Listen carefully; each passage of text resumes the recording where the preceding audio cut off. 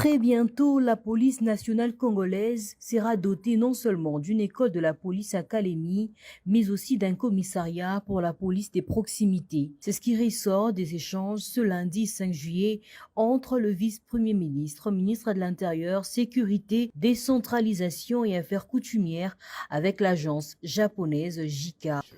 On a abordé les sujets, notamment les coopérations qui a continué depuis 2004, notamment en coopération policière entre le Japon et votre pays. Le ministre a également affirmé son souhait de notre intervention et le soutien, notamment sur le maintien de la paix après le retrait des troupes MONUSCO. En ce qui concerne l'implication des infrastructures modernes d'une part et la formation des policiers d'autre part en vue de sa réforme via le groupe parlementaire d'amitié JICA. Jacquemin Chabani-Louko a pour sa part salué ce partenariat et émis le vœu de poursuivre cette coopération Japon-Congo pour la réforme et la promotion de la police nationale congolaise. L'agence japonaise JICA, qui réitère sa volonté d'accompagner et de poursuivre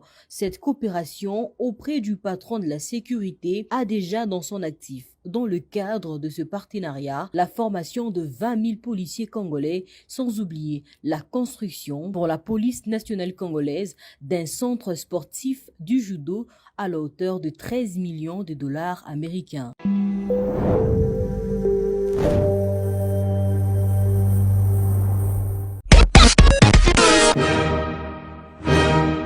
En ce moment précis, d'abord rendre hommage à son Excellence Monsieur le Président de la République, Monsieur Félix Antoine Tshisekedi Tshilombo, artisan de paix et de démocratie, mais surtout garant des institutions.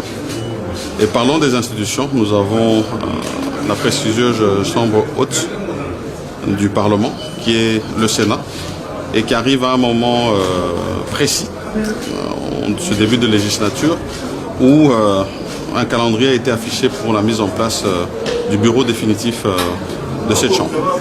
Et c'est dans ce cadre que je suis venu effectivement déposer ma candidature. Candidature qui s'inscrit bien sûr dans l'accompagnement de la vision de son Excellence Monsieur le Président de la République, mais surtout la consolidation des acquis, comme il l'a mentionné. Et je voudrais préciser que c'est au poste de président de cette chambre que j'ai déposé ma candidature et rappeler que notre règlement d'ordre intérieur du Sénat, moi en tant que sénateur je suis astreint à le respecter, demande à ce que ceux qui veulent aspirer à des fonctions au bureau de la chambre doivent faire preuve de plusieurs qualités, de probité morale, d'expérience. Et je pense que dans le cadre de cette expérience, j'ai apporté à cette chambre, en tant qu'ancien parlementaire, et puis ayant eu l'occasion aussi d'avoir la gestion des questions publiques. Et donc, j'ai, dans le cadre du respect de ce règlement, déposé cette candidature. Bien sûr, le calendrier indique les autres étapes qui vont venir, et je pense que c'est lors de ces prochaines étapes que nous aurons encore à mieux nous exprimer. Mais pour l'heure, je remercie les services qui nous ont accueillis, ainsi que le bureau provisoire du Sénat qui organise en ce moment cette étape électorale qui va nous mener vers la mise en place du bureau définitif de la Chambre. Merci à tous. Merci. Merci. Située à une dizaine de kilomètres du centre-ville commercial, l'ancienne cité Jekamine Moussonoy connaît depuis plusieurs années une véritable pénurie en eau potable. Ainsi, pour s'en approvisionner, la population de cette partie des Colosie est obligée de parcourir de longues distances. Soucieuse de trouver une solution idoine à cette problématique, la gouverneure du Lualaba a financé le projet dénommé Maïsafi, dont les travaux de raccordement ont été lancés ce mercredi 24 juillet à partir de la cellule Jado. À en croire les coordonnateurs de ces projets, Sanash Mahone, cette initiative salvatrice de la première citoyenne du Lualaba rentre dans le cadre de la matérialisation de la vision du président Félix Tshisekedi dans son axe de l'amélioration des conditions de vie des populations. De prime abord, nous remercions le gouvernement provincial qui gère son Excellence Fifi Masuka, gouverneur de province, d'avoir songé à la cité de Moussonoï. En fait, nous sommes sur le projet Maïsafi. Maïsafi qui veut dire de l'eau potable. Le gouvernement provincial nous a aidés à acheter le matériel et accessoires pour le raccordement du quartier Jado à la cité Jekamine Moussonoï. Et aujourd'hui, comme vous le voyez, il y a la cellule Jado qui est alimentée en eau potable. Il y a en collaboration avec la Jekamine. Nous avons les experts de la Jekamine qui font ces travaux.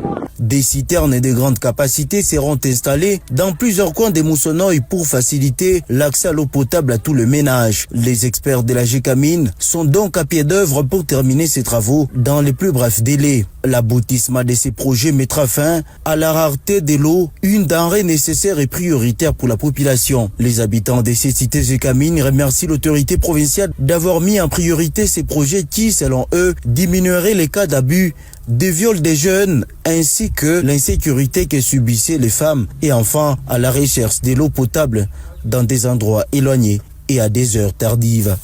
Tunashukuru sana kwa kuona mama Fifi, mama gouverneur mwanamke anatuwazia kwa Moussonoï kwa quartier Jado, atukuwazia kese tutakuya na mai. Tunaseme mama ni mwanamke, ni mama wa nguvu wa mdofu, anashinjeko na wanaume naona kususia sisi wa mama wa Moussonoï tunapata komai kwa Mungu akutangulie mama yangu huko mama, unabakia mama.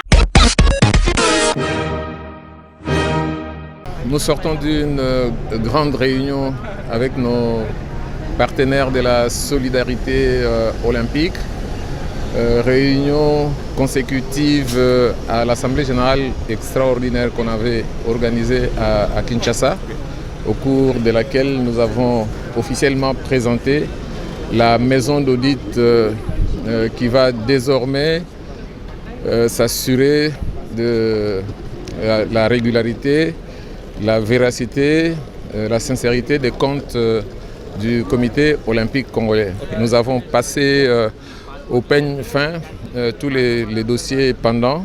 Nous avons obtenu les quitus de la solidarité olympique pour relancer cette coopération qui va nous permettre de nous inscrire dans une dialectique de performance pour que nos athlètes puissent connaître sur le plan technique ce que nous sommes en droit d'attendre d'eux, c'est-à-dire la maximisation de leurs performances sportives, le renforcement des capacités des cadres techniques et tout. Donc c'est vraiment une grande victoire. Tous les fonds qui étaient gelés jusque-là, désormais seront libérés. Donc dans un avenir prévisible, nous allons commencer à relancer nos activités. Déjà au mois de janvier 2025, nous serons en droit d'obtenir des bourses olympiques pour permettre à nos athlètes de se préparer déjà pour les Jeux olympiques Los Angeles 2028. Solidarité olympique n'a pas vocation d'assurer la participation des athlètes aux compétitions internationales. Cette partition doit être jouée par le gouvernement. Par rapport à cette nouvelle donne, on peut assurer une première participation de ces athlètes recrutés à l'âge de 15, 16, 17 ans.